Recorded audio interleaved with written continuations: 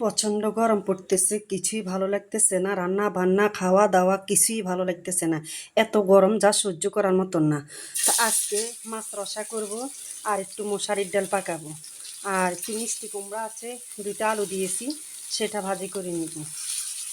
তাই সিলিন্ডার আনা আজকে শেষ হয়ে গেছে। সকালবেলা নাস্তাও খাইতে পারি নাই, নাস্তা বানাইতেও পারি নাই। সিলিন্ডার মানে গ্যাস ছিল না। যখন সিলিন্ডার আনতে গেছে, আমার ছেলে বলতেছে, ফোন করি যে আম্মু সিলিন্ডারের দাম 2400 টাকা, এখন কি করবেন। মানে তখন মাথাটা এমন চক্কর দিল, খুব খারাপ লাগলো যে হঠাৎ করে সিলিন্ডারের দাম এত বেড়ে গেল কেন, বাংলাদেশের পরিস্থিতিটা কেন এমন হচ্ছে।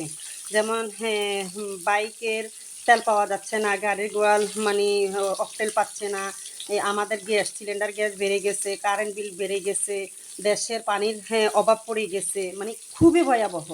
আর সামনে যে কী হবে মানে ভাবতে পারছি না। তো পরিস্থিতিটা কেমন হয়ে দাঁড়াবে অবশ্যই কমেন্টে জানাবেন।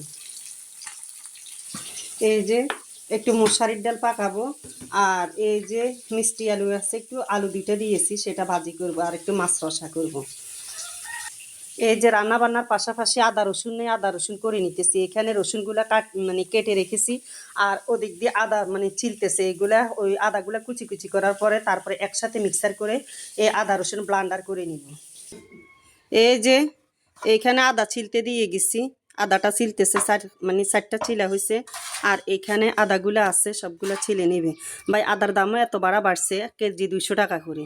এখন কি করব, সামনে একটা কোরবান আসতেছে, সব মানুষের পরিস্থিতি খুবই ভয়াবহ উঠতেছে, কারণ প্রত্যেকটা জিনিসের দাম মানে অ্যাভেলেবেল হয়ে গেছে। আর তরকারিগুলো তো 80 টাকার নিচে কোনো কথাই বলা যায় না।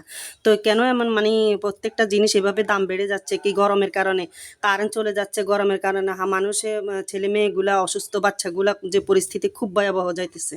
তা আমার এই ভিডিওটা যদি আপনাদের ভালো লাগে অবশ্যই একটা লাইক কমেন্ট শেয়ার করে দিবেন। ধন্যবাদ, সাপোর্ট করে পাশে থাকবেন। ইনশাল্লাহ আমি আপনাদের পাশে থাকবো।